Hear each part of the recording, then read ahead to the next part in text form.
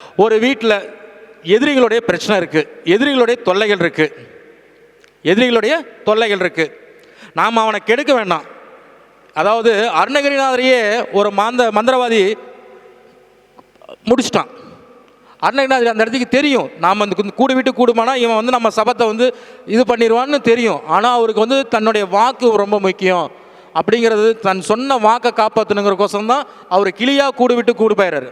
அந்த மந்திரவாதி அவருடைய உடம்பு எரிச்சு புஷ்பானம் பண்ணிடுறான், எல்லாம் கல்லை போட்டு அடித்து எல்லாம் இது பண்ணிடுறான். அவர் மறுபடியும் கிளியாக கிளி கோபுரத்திலே தங்கிறாரு. ஆனால் அவருக்கு தெரியும், ஏன் சித்தர்களுக்கு தெரியாதா, ஞானிகளுக்கு தெரியாதான்னு தெரியும். ஆனால் அவருடைய கடமை, அவருடைய வாழ்க்கை இவ்வளோ தான் அப்படிங்கிறது தெரிஞ்சு தான் அவர் அது செய்கிறார். அப்பேற்பட்ட அண்ணாமலையாருடைய இதில் பார்த்திங்கன்னா குறுகிய வயசில், சிறு வயசில் அருணகிரிநாதர் அத்தனை சாகசங்கள் செஞ்சுருக்கார். இத்தனைக்கும் நல்வழியில் அதுவரையே மாந்திரிக தாந்திரிகத்தில் அழித்தவர் தான் ஒரு மந்திரவாதி. அப்போ மாந்திரிகம்னு ஒன்று இருந்தால் தாந்திரிகம்னு ஒன்று இருக்கும், நல்லதுன்னு ஒன்று இருந்தால் கெட்டதுன்னு ஒன்று இருக்கும், தெய்வம்னு ஒன்று இருந்தால் சாத்தான்னு ஒன்று இருக்கும். அப்போ நாம் இதை நம்ம எப்படி காப்பாற்றிக்கணும், புரியுதுங்களா? கெடுக்கிறவன் அவனுக்கு வருமானம் இருக்கும், அவனுக்கு ஒன்றும் இல்லை, பொழப்பு இல்லாமல் இருக்கும், தொழில் இல்லாமல் இருக்கும், அவன் குடும்பத்தை பார்க்காம இருக்கமா, நம்மளை எந்த வகையில் கெடுக்கலாம், எந்த வகையில் நம்மளை அவ பேர் சொல்கள் சொல்லலாம், எப்படி அவனை டேமேஜ் பண்ணலான்னு அவனுக்கு வேலையே அதுதான் ஆண்டவன் கொடுத்தது. ஆனால் நாம் அதை பற்றி கவலைப்படாமல், அதை பற்றி சிந்திக்காமல், நாம் நாளைக்கு தூங்கி எந்திரிச்சா என்ன வேலைகள் செய்யணும், என்னதான் மாந்திரிகம் தாந்திரிகம் பண்ணாலும் நம்ம உழைச்சால் மட்டும்தான் சோறு, உழைக்கலைன்னா ஒன்றும் இல்லை. ஆனால் அந்த உழைக்கிறதுக்கு ஒரு வேணும்ல, போன பக்கம் வேலை கிடைக்கணும், அந்த வேலைக்கு உண்டான ஊதியம் கிடைக்கணும். இப்போ இன்றைக்கி பார்த்திங்கன்னா ஒரு 1.5 வருஷம் கழித்து எனக்கு மன நிறைவாக ₹1 நட்டம் இல்லாமல், எப்படிங்க ₹1 மண்டகம், கேமரா, யூடியூப்பு, மைக் செட்டு எல்லாம் சாப்பாட்டிலேருந்து வடபாயசோடு போட்டு ₹1 நட்டம் இல்லாமல் என்னுடைய ஜோதிட நண்பர்களும் என்னுடைய மாணவர்களும் என்னுடைய வாடிக்கையாளர்களும் ₹1 நட்டம் இல்லாமல் என்ன இந்த நிகழ்ச்சி நடத்துறதுக்கு காரணம் அவங்க தான். சரிங்களா? 1.5 வருஷம் என்னென்னமோ ஆவச்சுடுறோம். இதுக்கு என்ன காரணம் அப்படின்போது, இப்போ நம்ம குருநாராஜ் மாமா பாலா சார்லாம் ஏங்க இவ்வளோ ஒரு பிரச்சனை நீங்கள் ஏன் செய்யணும், ஒரு 2 மாதம் கழித்து செய்யலான்னாங்க. அதுக்கு ஒரு காரணம் சொன்னேன். என்னுடைய ராசிக்கு சூரியன் 10ல் இருக்கார், 10ல் இருந்தால் திக்பலம், சந்திரனுக்கு 10ல் இருக்கும்போது திக்பலம். இந்த மாதம் விதைச்சால் அடுத்த மாதம் அறுவடை செய்யலாம். அப்போ அடுத்த மாதம் சூரியன் எங்கே இருப்பார்? 11ஆம் இடத்துக்கு வந்துடுவார். அப்போ 11ல் இருந்தால் அந்த காரியம் வெற்றி தானே. அப்போ உங்கள் ஜாதகத்தில் மேசராசி முதல் மீனராசி வரைக்கும் சூரியன் 10, 11 வரும்போது அந்த மாதங்கள் உங்களுக்கு சிறப்பாக இருக்கும். இது ஜோதிட உண்மையா பொய்யா? சூரியன் 10ஆம் இடத்துக்கு வரும்போது தொழில் உத்தியோகம் பிரபலமாயிரும். அப்போ அதுக்கு நம்ம வெயிட் பண்ணணும். வருஷத்தில் 2 மாதம் உங்களுக்கு சக்ஸஸை கொடுக்கும், வெற்றியை கொடுக்கும். அப்போ உங்கள் ராசிக்கு 10, 11 சூரியன் வரும்போது எந்த காரியம் உங்களால் செய்ய முடியலன்னு நினைக்கிறீங்களோ, எந்த காரியம் எதிரி முன்னால் நீங்கள் வாழணும்னு நினைக்கிறீங்களோ, அந்த காரியம் சூரியன் உங்கள் ராசிக்கு 10, 11 வரும்போது சிறப்பான வெற்றியை கொடுக்க முடியும். இதை எடுத்துக்கலாமே. உண்மையாக போய்ங்களா? உங்களை வெளிச்சி பண்ணணும், தோக்கடிக்கணும் அப்படின்னு நினைக்கிறவங்க 10 மாதம் அடிப்பாங்க. ஆனால் 10ஆவது மாதமும் 11ஆவது மாதமும் நீங்கள் ஜெயிச்சிருவீங்க. அந்த வெற்றி மீதி வரக்கூடிய மாதத்தில் உங்களுக்கு அந்த அழியா புகழ் பேருங்கிறது, ஒரு டைம் நீங்கள் நல்லவன் பேர் வாங்கிட்டீங்கன்னா அது உங்களுக்கு 1 வருஷம் ஓடிடும். ஒரு டைம் நீங்கள் கெட்டவன் வாங்கிட்டீங்கன்னா 10 மாதம் இல்லை 11 மாதம் கூட நமக்கு டேமேஜ் கொடுக்கும். அப்போ இந்த நல்லதுங்கிறது ஒரு டைம் தான் வரும், கெட்டதுங்கிறது பலமுறை வரும். அப்போ உங்கள் ராசிக்கு 10, 11 நான் ராசிக்கு தான் சொல்கிறேன், ஓகேங்களா? உங்களுடைய ராசிக்கு 10ஆவது ராசியில் சூரியன் பயணம் பண்ணும் போதும் 11ஆவது ராசியில் பயணம் பண்ணும் போதும் உத்தியோகம் சம்மந்தப்பட்டது, எதிரிகளுடைய தொல்லை, இந்த மாந்திரிகம் தந்திரிகம் எது இருந்தாலும் உங்களால் அடித்து விரட்டி வாழ்க்கையில் ஜெயிக்க முடியும். ஓகேங்களா? இதுக்கு சூரியனுக்கு மேலே என்ன இருக்குது? சூரியன் போனால் எல்லாமே சுட்டெரிஞ்சிடும், மந்திரம் தந்திரம் எதுவுமே வேலை செய்யாது. சூரியன் இல்லாமல் ஒரு அங்கு அசைகளும் நடக்காது. அவருடைய கதிர்வீச்சு இல்லாமல் நம்ம உடம்புல ஒன்று உறுப்புகளும் வேலை செய்யாது. ஓகேங்களா? சரி, அடுத்தது. இப்போ அந்த காலத்தில் கையில் ஏன் கயிறு கட்டுறாங்க? கருப்பு கயிறு ஏன் கட்டுறாங்க? சிகப்பு கயிறு ஏன் கட்டுறாங்க? மஞ்சள் கயிறு ஏன் கட்டுறாங்க? பச்சை கயிறு, ப்ளூ கயிறு இப்போலாம் வந்துருச்சு. ஆனால் அந்த காலத்தில் சிகப்பு கயிறும் கருப்பு கயிறு தான் கட்டுவாங்க. புரியுதுங்களா? அது ஏன் அப்படின்னா, கருப்பு கயிறு கட்டினா திருஷ்டி விலகும். உங்களுக்கு நல்லாவே தெரியும். கருப்பு கயிறு கால்லையும் கட்டணும், கையிலையும் கட்டணும், மார்கழியில் கட்டணும். அந்த காலத்தில் ஆண்கள் பெண்கள் எல்லாமே கருப்பு கயிறு கட்டுவாங்க. குலதெய்வத்துக்கு ஆகாது, கருப்பு ஆகாது அப்படின்னா சிகப்பு கட்டுவாங்க. அப்போ இந்த ரத்தத்தையும் இந்த கருப்பு இருட்டையும் பார்த்தா சைத்தான்கள் சாத்தான்கள் விலகிடும். உங்களுக்கு எப்போல்லாம் பிரச்சனை வருது, கை கால் குடைச்சல், ஏதாவது நமக்கு கண் திருஷ்டி, இல்லை ஏதோ ஒரு எதிரிகளால் நமக்கு பிரச்சனைகள் வருதுன்னா கட்டாயம் கையில் வந்து கருப்பு கயிறு கட்டுங்க. முடிகயிறு, அந்த நீங்கள் என்னமோ சொல்கிறீங்க, இதுக்கு ஒவ்வொரு முடிக்கும் ஒரு அர்த்தம் இருக்குது. புரியுதுங்களா? நீங்கள் என்னமோ சாதாரண ஒரு கருப்பு கயிறுன்னு சொல்லிட்டு இருக்கீங்க. அந்த கருப்பு கயிறு கையில் கட்டுற கயிறுக்கு ஒவ்வொரு முடிக்கும் ஒவ்வொரு மந்திரம், ஒரு அர்த்தங்கள் இருக்குது. அப்போ அந்த கருப்பு கயிறு கட்டும்போது காலில் வந்து உங்களுக்கு அடிக்கடி விபத்துக்கள், காலில் வந்து தயவு செய்து உங்களுக்கு அடியே படக்கூடாது. அப்படி அடிபட்டாவே பின்னால் ஏதாச்சும் பிரச்சனைகள் வருதுன்னு அர்த்தம். அப்போ காலில் வந்து கருப்பு கயிறு கட்டணும். பொம்பளைங்களும் கட்டலாம், குழந்தைகள் கட்டலாம். இந்த காலில் அடிக்கடி விபத்துக்கள் ஏற்படுறவங்க கருப்பு கயிறு கட்டலாம். ஆனால் அதுக்கு வந்து அந்த முடிக்கு 18, 24, 21, 48, 108 இந்த மாதிரிலாம் இருக்குது. இப்போ ஒரு உதாரணத்துக்கு ஒரு சின்ன ஒரு குழு கொடுக்குறேன் ஐயா, ஒரு சின்ன ஒன்று கொடுக்குறேன். இந்த 108 டைம் மந்திரம் ஜபிக்கிறது, இந்த 108 மந்திரம் போட்டு முடிச்சு போட்டு கழட்டுறது, இந்த 108 உத்ராட்ச மாலைகள் போடுறது, இதெல்லாம் எப்படி அப்படின்னா கோள்கள் 9 கூட்டிங்க, ராசி 12, ஓகேங்களா, நட்சத்திரம் 27, தமிழ் வருஷம் 60, கூட்டினா 108. அப்போ கிழமை இல்லாமல் கோள்களையே மீறி செய்யணும்னா கிழமை செய்ய முடியும். நீங்கள் பிறந்த கிழமையில் என்ன வேணாலும் பண்ண முடியும். புரியுங்களா? சரி, இப்போ இந்த கருப்பு கயிறுக்கு சொல்லிட்டோம். வீட்டுக்கு வெளியில், வீட்டில் துஷ்ட தேவதை இருக்குது, வீட்டில் வருமானம் இல்லை, வீட்டில் சண்டை சச்சரவு இருக்குது அப்படின்னா வியாழக்கிழமை இரவு 8 to 9 நல்லெண்ணெயில் 2 மண் விளக்கு, அகல விளக்கு இந்த நிலவு காலுக்கு ஏற்றணும். அதில் வந்து 3 மிளகுக்கு வந்து பார்த்திங்கன்னா உலகத்திலேயே வந்து நம்ம இந்தியாவில் தான் மிளகு, அதுலேயும் கொல்லிமலையில் அதிக விளைச்சல் கொடுக்கக்கூடிய இடம் வந்து கொல்லிமலை தான் மிளகு. சரிங்களா? அந்த 3 விளக்கு, இந்த பக்கம் 3 விளக்கு, இந்த பக்கம் 3 விளக்கு, இந்த பக்கம் ஒரு மண் விளக்கு, இந்த பக்கம் ஒரு மண் விளக்கு, ரெட்டத்திரி பஞ்சு திரி போட்டால் போதும், நல்ல எண்ணெய் ஊற்றினா போதும்.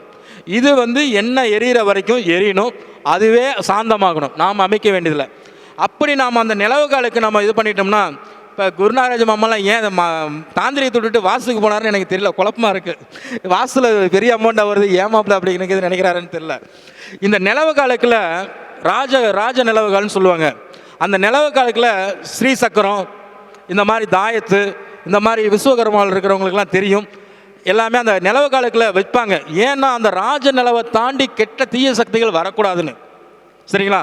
அப்படி வைக்காமல் இருக்கலாம், அது வச்சது திருஷ்டி கழிஞ்சிருக்கலாம். அப்படிங்கும்போது மண் விளக்கு 2 மண் விளக்கில் பஞ்சு திரியில் நல்லெண்ணெய் போட்டு 3 மிளகை போட்டு இந்த பக்கம் 3 இந்த பக்கம் 3 போடும்போது அந்த ராஜ நிலவுக்கு பவர் கூடிடும். எல்லா கோயிலையும் பார்த்தீங்கன்னா காவல் தெய்வம்னு இருக்கும். அந்த காவல் தெய்வத்தை கும்பிடாமல் நீங்கள் கோயிலுக்குள்ள போனால் என்ன வேணுனாலும் உங்களுக்கு சக்ஸஸ் ஆகாது. முன்னால் வந்து சிவன் கோயிலாக இருந்தாலும் சரி, அம்பாள் கோயிலாக இருந்தாலும் சரி, முன்னால் 2 காவல் தெய்வம் இருக்கும். அந்த காவல் தெய்வத்தை கும்பிட்டுட்டு தான் உள்ளே போகணும். வீரபத்திரன்னு 2 பேர் இருப்பாங்க சிவன்கிட்ட, அதே மாதிரி அம்பாள்கிட்ட இருப்பாங்க. அப்போ அந்த காவல் தெய்வத்தை கும்பிடாமல் மேலே இருக்க அஷ்டலட்சுமியை பார்க்காம கோயிலுக்குள்ளே போனால் நீங்கள் போனதே வேஸ்ட்டு. அப்போ நம்ம என்ன பண்ணணும், அந்த காவல் தெய்வத்தை கும்பிட்டு அஷ்டலட்சுமி கும்பிட்டு தான் உள்ளே போகணும். உள்ளே போனால் நமக்கு அந்த மாதிரி நம்ம வீட்லேயும் துஷ்ட தேவதைகள் வருது, மந்திர சக்தியால் நமக்கு பாதிப்பு வருதுன்னா வியாழக்கிழமை 8 to 9 குரு ஓரையில் மண் விளக்கில் நல்லெண்ணெய் ஊற்றி இந்த பக்கம் 3 விளக்கு மிளகு, இந்த பக்கம் 3 விளக்கு போட்டு தீபம் ஏற்றி அதுவே சாந்தமாகிற வரைக்கும் எரிஞ்சிடணும். அதுக்கப்புறம் உங்கள் வீட்டுக்குள்ள தீய சக்திகள் வெளியில் உள்ளே போகாது. சரிங்களா? பொதுவாகவே வந்து பார்த்திங்கன்னா வேப்பெண்ணெயில் பஞ்சு திரி போட்டு உங்கள் வீட்டில் தீபம் ஏற்றுங்க. பேய் சாத்தான் கருப்பு பில்லி சூனி எது இருந்தாலும் விளைகிறீங்க. ஏன்? வேப்பங்குச்சி கண்டா பேய் பறந்தடிச்சு ஓடிடும், பில்லி செய்வன ஓடி போயிடும். ஏன்னா அதுக்கு கசப்புனா பிடிக்காது. அப்போ உங்கள் வீட்டில் ஒரு துஷ்ட தேவதை இருக்குது அப்படின்னா நீங்கள் ஏன் போய் லட்சக்கணக்கில் பரிகாரம் சொல்லிட்டு கோயிலாக சுற்றிக்கிட்டு இது பண்ணிட்டு இருக்கிறதுக்கு ஒரு சாதாரண விஷயம். வேப்பெண்ணெய் தீபம் வந்து உங்கள் வீட்டில் ஒரு பூஜை அறையில் போட்டு நல்ல நேரம், இதை வந்து நம்ம பார்க்கணும். ராகு காலம், குளிகை நேரம், யமகன் நேரம்லாம் தவிர்த்துட்டு நல்ல நேரம், நல்ல ஓரை, உங்கள் ஜாதகத்தில் எந்த ஓரை ஃபேவரட்டாக இருக்கும் அந்த ஓரையில் தான் சில விஷயங்கள்லாம் செய்யணும். சரிங்களா? அதே மாதிரி உங்கள் ராசிக்கு 2, 4, 6, 7, 8 இந்த நட்சத்திரக்குரிய வர நாள்கள் தான் நீங்கள் எல்லாமே செய்யணும். இதுக்கு வந்து இன்னும் சொல்ல போனால் புஷ்பகர நவாம்சத்தில் லக்னம் உழுகிற டைம் ஒரு 10 நிமிஷம் உழுகும். அந்த டைமில் செய்கிறது இன்னும் சிறப்பு. அதாவது பவருக்கு பவர் கூட்டிகிட்டே இருக்கிறோம். நம்ம வீட்டில் என்ன செய்வன பிரச்சனை இருந்தாலும் அது அவன் பண்ணுவான், 50,000 1 லட்சம் போட்டு செலவு பண்ணுவான் நம்மளை கெடுக்கணும்னு. ஆனால் நாம் வந்து ஒரு 250 ரூபா 300 ரூபாயில் எளிய பரிகாரங்கள் செஞ்சுக்கலாம். அப்போ இந்த கயிறு கட்டுறது, கருப்பு கயிறு அப்படின்னா 3ஆம் இடத்துல, லக்னத்துக்கு 3ஆம் இடத்துல, ராசிக்கு 3ஆம் இடத்துல ராகு சனியாக இருந்தால் கருப்பு கயிறு கட்டலாம், பாவகரங்கள் இருந்தால் கருப்பு கயிறு கட்டலாம், சுபகரங்கள் இருந்தால் சிகப்பு கயிறு கட்டலாம். இதுக்கு ஒவ்வொரு முடிக்கும் ஒவ்வொரு அர்த்தங்கள் இருக்குது. நீங்கள் என்னவோ சும்மா சர்வசாரமாக வச்சுருவாங்க. 21 முடி போட்டு அதுக்கு மந்திரம் சொன்னால் அதுக்கு என்ன, 24 போட்டால் என்ன, 27 போட்டால் என்ன, 18 போட்டால் என்ன, அது அண்ணனுக்கு தெரியும். உத்தரா கருங்காலி மாலை எனக்கு செஞ்சு கொடுத்துருக்காரு வெள்ளியில், 6,000 ரூபா அதோடைய மதிப்பு. போன மாதம் சித்ரா பௌர்ணமிக்கு ஒரு திருவண்ணாமலையில் பயணம் பண்ணும்போது ஒரு சாது கேட்டார், எனக்கு அடுத்த மாதம் வரும்போது கருங்காலி மாலை வாங்கி தரையா அப்படின்னு கேட்டார். நான் இவருக்கு ஃபோன் அடிக்கும்போது கொஞ்சம் பிஸியாக இருந்தார். எனக்கு செஞ்சு கொடுத்த மாலை வெள்ளியோட விலை எனக்கு என்ன தெரியும், கருங்காலி மாலை கொண்டு போய் கொடுத்துட்டு வந்தேன். அது 6,000 ரூபா இருக்கும். அதெல்லாம் நமக்கு புண்ணியம். சரிங்களா? அப்போ இந்த மாதிரி வச்சுக்கணும். அடுத்தது வந்து பார்த்திங்கன்னா நம்ம வீட்டில் தீய சக்திகள் வரக்கூடாதுன்னா இந்த பஞ்ச தீப எண்ணெய்கள் ஒன்றும் இல்லைங்க, நல்ல எண்ணெய் மளிகை கடையில் விற்கும், பூஜா ஸ்டோரில் இருக்கும், ஒரு 1/2 லிட்டர் வாங்கிக்கங்க. வேப்பெண்ணெய் 100 மில்லி, ஓகேங்களா? விளக்கெண்ணெய் 100 மில்லி, ஓகேங்களா? இழுப்பெண்ணெய் 100 மில்லி, நெய் ஒரு 50 மில்லி. இதை வாங்கி ஒரு சில்வர்லேயோ இல்லை ஒரு கிண்ணத்தில் நீங்கள் ஒரு குண்டாவில் போசியில் மாதிரி ஊற்றி அதை வந்து இது பண்ணி காலை மாலை ஒரு 1/2 மணி நேரம் உங்கள் வீட்டில் தீபம் போட்டு வாங்க. துஷ்ட தேவதைகள், மந்திர சக்திகள், இல்லை எதிரிகளால் தொல்லைகள் படிப்படியாக மறைஞ்சிருங்க.